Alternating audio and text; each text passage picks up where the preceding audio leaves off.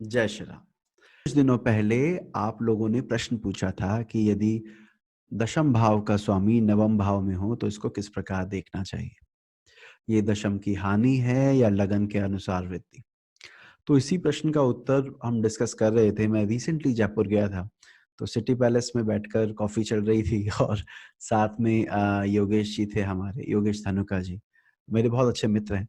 तो हम वहाँ बैठकर डिस्कशन कर रहे थे इसी विषय के ऊपर। इसके अलावा उन्होंने भी एक प्रश्न पूछा जो बहुत कारगर था, काम का था कि ऐसा कहा जाता है कि प्रत्येक ग्रह फलानी उम्र में जाके अच्छा परिणाम देते हैं। या ये ग्रह एक पर्टिकुलर दशा में ही एक्टिव होते हैं। तो ऐसा क्यों कहा गया होगा और उसके पीछे क्या आज के समय में उसको लगाते हुए किन बातों का ध्यान रखना है, वो हमने वहाँ डिस्कस किया। तो और विलंब ना करते हुए आइए विषय की ओर बढ़ते हैं।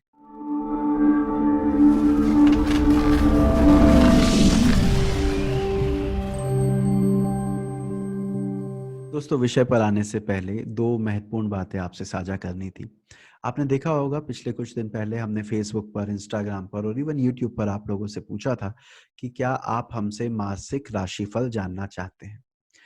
क्योंकि हम जानते हैं मासिक राशिफल बहुत ज़्यादा सटीक नहीं होता, उसका कारण है आपकी कुंडली में जो ग्रह बैठे हैं, जो दशाएँ हैं, वो डिफरेंट होती हैं।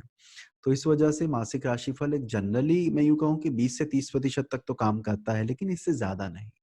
तो आप लोगों की मिली-जुली प्रतिक्रिया आई, कुछ कई प्लेटफ़ॉर्म पे 70-80% लोगों ने कहा हाँ, हमें करनी चाहिए और कुछ लोगों ने इसको मना किया। तो अब इसको जब हम टीम मीटिंग में डिस्कस कर रहे थे तो ये डिसाइड हुआ कि इस चैनल पर हम सिर्फ ज्योतिष संबंधित कंटेंट ही परोसेंगे, मासिक राशिफल यहाँ पर नहीं आएगा। और मासिक राशिफल जो लोग जानना चाहते हैं उनके लिए एक अलग प्लेटफ़ॉर्म जो मेरे नाम से है, एस्ट्रो नितिन कश्यप करके एक चैनल है। अभी लिंक टीम ऊपर डाल देगी, आप ऊपर क्लिक करेंगे तो आ जाएगा। तो उस चैनल पर हम मासिक राशिफल देंगे। तो जिन लोगों को मासिक राशिफल में रुचि है वो वहाँ सब्सक्राइब कर सकते हैं, सुन सकते हैं अपना मासिक राशिफल, और जो लोग इसको नहीं सुनना चाहते वो सब्सक्राइब ना करें, वो इसी चैनल के साथ जुड़े रहें। तो इसमें दोनों ही चीज़ें सॉर्ट आउट हो जाएँगी। ना तो इस चैनल के लोगों को भी कोई परेशानी होगी मेरे ख्याल से इस चीज़ में, जिनको रुचि हो वो जाएँ वरना ना जाएँ। इसके अलावा अष्टक वर्ग के बारे में मैंने पीछे एक वीडियो में ज़िक्र किया था कि हम एक वेबिनार करने जा रहे हैं, जो 2 दिन का होगा। उसके बारे में बहुत सारी क्वेरीज़ आपके एंड से आई। तो मैं बता दूँ उसकी डेट हमने फाइनल की है 28 मार्च 2020 और 29 मार्च 2020, शनिवार और इतवार का दिन है। शाम को 7 बजे बैठेंगे, साढ़े 8-9 बजे तक एक सेशन करेंगे और अगले दिन भी ऑलमोस्ट सेम टाइम पर साढ़े 8-9 बजे तक हम उसको वाइंड अप कर देंगे। इसमें होने क्या वाला है, देखिए जो अष्टक वर्ग का बेसिक जो जहाँ से स्टार्ट होता है, वो क्या है, उसकी क्या बोलते हैं अंतरात्मा क्या है, कहाँ इस्तेमाल करना चाहिए, कहाँ पे ऐसा लगता है कि इसको ज़्यादा ही क्या कहूँ मैं, ज़्यादा बड़ा मान लिया गया है, उतना फल वहाँ पर नहीं आता है। जो भी होगा, जितना मेरी समझ है वो मैं आप लोगों के सामने रखूँगा। तो जिन लोगों को बिल्कुल अष्टक वर्ग नहीं आता, उनको भी बहुत कुछ सीखने को मिलेगा, और जिन्हें लगता है कि उन्हें अष्टक वर्ग आता है, शायद उन्हें भी बहुत कुछ सीखने को मिलेगा।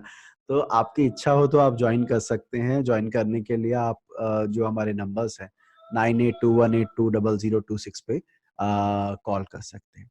तो आइए अब देखते हैं, जब योगेश जी के साथ वो डिस्कशन चल रहा था जयपुर में, तो हमारी क्या बात हुई। एक एक सवाल सुनो और फिर अब हम इस बारे में बात करें। योगेश जी, आप अपना पॉइंट ऑफ व्यू रखें। एक सवाल आता है कि यदि दशम भाव का स्वामी नवम भाव में हो तो उसे केंद्र का स्वामी, जो कि दशम केंद्र है, त्रिकोण में बैठने की वजह से राजयोग माने, या दशमेश अपने से द्वादश गया है इस वजह से उसे बुरा माने। ये सवाल है। अच्छा। ठीक है, तो आप बताइए कि क्योंकि भाई अपने से गिनो, 10वें से उंगली करके गिनोगे, उंगली रखकर, तो हमारे पास आ जाएगा 12वां घर। तो बोल रहे हैं इसको बुरा मान लूँ या ये कह दूँ भैया केंद्र का स्वामी त्रिकोण में गया राजयोग। आप क्या कहोगे? मेरे हिसाब से तो सर दोनों ही माना जाएगा। ये इसको कुछ चीज़ों के लिए अपन शुभ ही मानेंगे, क्योंकि केंद्र और त्रिकोण का अगर संबंध बनता है तो उसको राजयोग कारक ही माना गया है। और कहीं ना कहीं ये दिखाता है कि ये दशम क्योंकि कार्य क्षेत्र को रिप्रेजेंट करता है और नवम भाव पिता को या गुरु को रिप्रेजेंट करता है, तो ये गुरु या पिता की सहमति से या उनकी समझ से अगर कोई कार्य क्षेत्र में काम करेगा तो उसे सफलता मिलने की उम्मीद ज़्यादा है। पर क्योंकि इसमें 12वें भाव का भी कुछ आ रहा है, क्योंकि वो अपने से 12वें बैठा है, तो क्योंकि वो 12वें बैठा है तो इसलिए अपनी जगह छोड़ के अगर वो काम करेंगे कार्य क्षेत्र तो ज़्यादा प्रगति होने के चांसेस बनते हैं, या फिर कोई ऐसा व्यापार करें जिनमें आना जाना लगा रहे, या थोड़ा ऐसे लोगों से कुछ काम करे तो ज़्यादा उचित प्रतीत होता है। ये मेरी राय है एज ए। जी जी जी। अच्छा, ये क्वेरी कई बार आती है, जैसे यही अभी इन्होंने बोला ना कि भाई दशमेश का स्वामी अपने से द्वादश गया है, दशम का भाव का स्वामी, तो ये तो खराब हो गया, लोग कमियां निकाल रहे होते हैं, और शुरू में से हम पढ़ रहे होते हैं इनिशियल क्लासेस से कि नहीं नहीं ये तो राजयोग है। देखिए, जिस भाव से वो 12वें गया है उस भाव के लिए तो बुरा है, लेकिन लगन से कहाँ गया है वो ज़्यादा महत्वपूर्ण है। हाँ, तो लगन से कहाँ गया है वो ज़्यादा महत्वपूर्ण है, क्योंकि भाई at the end of the day मुझे कुंडली जो बनानी है वो मेरे लिए बनानी है, ये मेरी क्या स्थिति है। आप बताइए, दशम से हम देखते हैं मेहनत, एफर्ट, हम जानते हैं, और अगर दशम मेहनत का है और मेहनत का स्वामी अपने से 12वें गया है, यानी मेहनत की हानि हो गई, तो किसने कहा है कि मेहनत की हानि नुकसान करती है? भाई अगर मैं एफर्ट कम करके मुझे चीज़ें मिल रही है तो ज़्यादा लकी होना तो उसी को कहते हैं। अगर मैं हार्ड वर्क करके अर्न कर रहा हूँ तो मेरा क्या लक होगा? मेरी बात समझें कि अगर मैं मेहनत वो गधे की तरह लगा हुआ हूँ, मेहनत करे जा रहा हूँ, तब जाके थोड़ा सा आउटपुट आ रहा है, तो इसका मतलब मैं अनलक्की बंदा हूँ। वहीं अगर दशम का स्वामी नवम में है, वो ये कह रहा है जी आपके एफर्ट रिड्यूस हो गए, आपके एफर्ट की कमी हो गई, which is a good sign. तो दशमेश का अपने से 12वें जाना किसी भी हालत में ख़राब नहीं है। तो हम क्या कहते हैं कि अपने से 12वें गया, तो आप अगर रिश्तेदार कोई वहाँ से देख रहे हो, आप अगर सास की बात कर रहे हो, कुछ कई किताबों में मदर इन लॉ के लिए हम 10th हाउस से मदर इन लॉ देखते हैं, या 10th हाउस को उसके लिए देखा जाता है, तो उसके लिए तो आप कह सकते हैं कि यार अपने से 12वें चला गया, उनकी तबीयत खराब रहेगी, उनकी रहेगी, अब क्या कर सकते हैं। लेकिन आप अपने के लिए तो बात करें कि भाई दशम का स्वामी अपने से 12वें गया, मेरे भाग्य में आया, और मैं इसका मतलब है बिना कर्मों के, कम कर्मों के ज़्यादा अटेन कर लूँगा। इसी तरह दशम का स्वामी जब अपने से अष्टम जाए तो कहाँ जाएगा? अपने से अष्टम जाएगा, हाँ, तो वो पंचम में आ जाएगा। दशम से 7वां का चौथा, और अब कह रहे अरे वो अपने से 8वें चला गया। भाई वो 8वें गया है तो बुद्धि भाव में गया है। आप देखिए, जो जो हाई रैंक ऑफिसर होते हैं, हाई प्रोफाइल जो लोग होते हैं, जो बड़ी मेहनत के बाद पोजीशन अटेन है, मोस्टली वो होते हैं जिन्होंने इनिशियल ईयर में जॉब नहीं करी या छोटा काम नहीं पकड़ा, नहीं मेरे को ना गवर्नमेंट ऑफिस वो आईपीएस बनना है या यूपीएस आईएएस बनना है, उसी के लिए लगे हुए हैं। 28 के हो गए, 29 के हो गए, 32 हो गए, 33 हो गए, जब वो एज हो जाती तब जाके कभी नंबर क्रैक कर गया। तो जब दशमेश पंचम में जाता, दशम का स्वामी अपने से अष्टम यानी पंचम में गया, तो आप मोस्टली काम अपनी बुद्धि से करते हो, मेहनत से नहीं करते। You are a smart worker, not a hard worker. वो भी अच्छी बात है, नहीं करो मेहनत को, जरूरी थोड़ा ना कि मेहनत का फल मीठा ही होगा, ऐसा है कहते हैं। लेकिन कई अगर ये बात इतनी सही होती तो फिर तो हर एक के ऊपर अप्लाई होती। बेचारा वो रिक्शा चलाने वाला भी बग्गी चला रहा था, कहना नहीं चाहिए, बेचारे कितनी मेहनत करते हैं, फिजिकल हमसे ज़्यादा मेहनत करते हैं, तो उनका दशम बल ही होगा। इसमें से जैसे अगर मैं आपकी बात से ही हाँ। आपने बोला तो मुझे बहुत अच्छे से समझाया आपने कि क्योंकि वो दशम का स्थान नवम में चला गया है, तो इसका मतलब मेहनत की हानि हो रही है, और वो भाग्य स्थान भी है। हाँ, तो मतलब कम मेहनत में आपका भाग्य काम कर रहा है। बिल्कुल। तो अगर इसी जो आपने सेकंड क्वेश्चन पूछा, अगर इसमें अगर हम देखें तो ये तो बहुत अच्छा हो गया कि हम 8वां स्थान जो है वो हम मानते हैं अध्ययन के लिए, रिसर्च के लिए मानते हैं। हाँ, तो अगर वो दशम का स्वामी अगर अपने से अष्टम चला गया तो इसका मतलब वो शिक्षा का भी भाव है हाँ, मेरे लिए, हाँ, और दशम के लिए वो अध्ययन का है या रिसर्च का है। तो इसका मतलब अगर वो व्यक्ति अगर रिसर्च में शिक्षा के संबंधित अगर रिसर्च करता है तो वो कार्यक्षेत्र, उसका जो कार्यक्षेत्र है उसमें उसको सक्सेस होने के चांसेस ज़्यादा बन जाएंगे। बिल्कुल बिल्कुल बिल्कुल, तो वहाँ पे उसको एडवांटेज ज़्यादा मिलेगी। और ऐसे लोग ज़्यादातर वही आपने देखा होगा, मोस्टली लोग जो पढ़ाई करते हैं वो काम नहीं करते। हाँ। ठीक है, अब एमबीए करने के बाद कुछ और कर रहे होते हैं, इंजीनियरिंग करने के बाद वो मार्केटिंग कर रहे होते हैं। तो ये जो आपने कहा ना दशम पंचम का संबंध आ जाए और उसमें गुरु बुध शुक्र में से भी कोई आ जाए, तो हम कहते हैं भैया तू लकी है, जो तूने पढ़ाई करी वही तेरा काम है। तो जो क्योंकि शिक्षा और दशम का, हाँ दशम का संबंध आ गया, तो जो आपकी शिक्षा है वही आपका काम है, ये चीज़।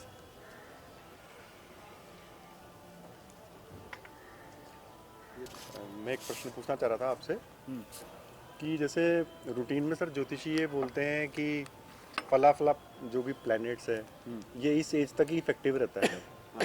जैसे मतलब राहु के लिए वो कहते हैं कि शायद इस एज मुझे एज एग्जैक्ट पता नहीं है, 42वें वर्ष के हाँ बाद 42 के बाद राहु इफेक्टिव नहीं है। चंद्रमा जो है वो शायद 18 या ऐसे कुछ बोलते हैं कि इफेक्टिव नहीं है। तो सर ये तो थोड़ा कॉन्ट्रडिक्टरी स्टेटमेंट हो गया, क्योंकि अगर मान लीजिए मेरी राहु की महादशा ही 42 के बाद में आ रही है तो मेरे लिए तो वो इफेक्टिव प्लैनेट है। तो ये इसका क्या मतलब होता है जो कॉमन पार्लेंस में ज्योतिष कहते हैं, ये मैं कभी इसको समझ नहीं पाया इस बात को। अब इसको तो बल्कि उल्टा कैसे कहते हैं, राहु 42वें वर्ष के बाद राजयोग देता है अगर 11वें में हो, ऐसा लोग बोलते हैं 11वें में बैठा राहु 42वें वर्ष के बाद लाभ देगा।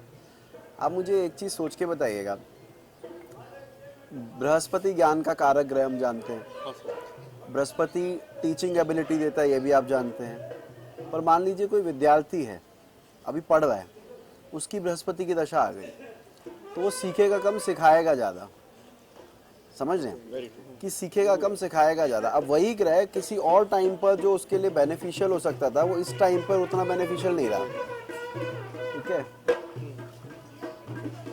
इतना बेनिफिशियल नहीं रहा। दूसरी तरफ ऐसे ही चंद्रमा कहते हैं कि उसका कारक है बाल्यावस्था का, इन्फेंट को रिप्रेजेंट करता है। आप देखिएगा मोस्टली कुंडली जिनकी कुंडली में पहली दशा चंद्रमा की आती है, जिसका चंद्रमा वाला नक्षत्र है, वो बच्चे शुरुआती दिनों में बहुत बीमार रहते हैं।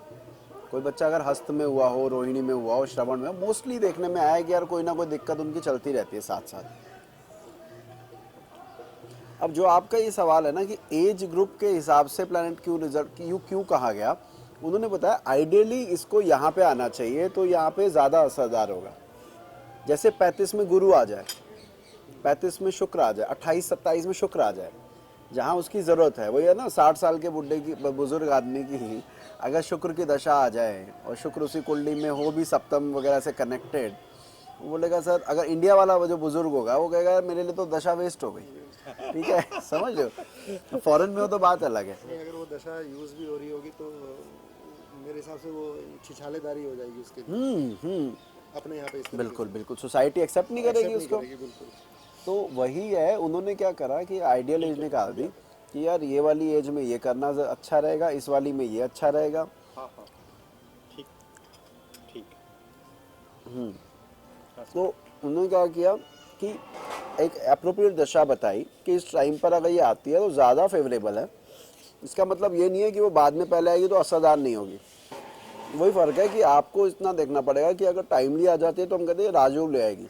अगर किसी का योग कारक है शुक्र और आ जाए वो 32 से लेकर 52 के बीच में, ठीक है, जिंदगी सेटल ही तभी होनी होती है। वहाँ पे आपका योग कारक ऐसा ग्रह जो बुद्धि का भी है, ज्ञान का भी है, शुक्र प्रैक्टिकल नॉलेज देता है, तो आपने जो ज़िंदगी अच्छी हो गई। और वहीं अगर आ जाए मेरा मंगल, ठीक है, जो एग्रेशन देता है, वो आए मंगल है 40 में, 42 में, 38 में, वहाँ पे गुस्सा कम होना चाहिए, नॉर्मली होता है। ये बंदा इतना प्रैक्टिकल हो जाता है धक्के खा खा के कि वो कहता है यार अब वो पहले झगड़े होते थे अब नहीं होते। तो ग्रह एक अपने सर्टेन टाइम पे ज़्यादा इम्पैक्ट देते हैं। जैसे यंग एज में 18-19 में मंगल आ जाए तो हमें टेंशन हो जाती है। तो वैसे ही हार्मोनल चेंज की वजह से गुस्सा होने वाला है, अब और बढ़ गया। तो यहाँ पे ये महत्वपूर्ण है कि आपकी जो दशा आ रही है, अगर वही जैसे आपने कहा कि उसी टाइम पर देगी, ऐसा नहीं है, वो तो बाद में भी देगी, लेकिन जो उसके नैसर्गिक कारकत्व है वो उस दशा पे ज़्यादा, उस टाइम पे ज़्यादा इफेक्टिव हो जाते हैं, इसीलिए कह दिया गया। अपन कॉमन पार्लेंस में जो ज्योतिषी हैं वो इस बात को इसलिए लेते हैं कि जैसे मान लीजिए कि अच्छा अरे आपका तो यार राहु नेगेटिव है, लेकिन कोई बात नहीं यार 42 के बाद उसका इफेक्ट कम हो जाएगा तो चिंता मत करो आप, इस रिस्पेक्ट में ज़्यादा इस्तेमाल करते हैं। आपने सुना होगा मांगलिक, अरे 28 के बाद मांगलिक दोष नहीं लगता। Yes yes sir, very true, ये बहुत कॉमन पार्लेंस में। क्यों नहीं लगता भाई? 28 तक अगर शादी नहीं हुई तो बंदा इतना डेस्परेट हो चुका होता है कि अगर गुस्सा भी आ रहा होगा बीवी पे, भाई बड़ी मुश्किल से मिली है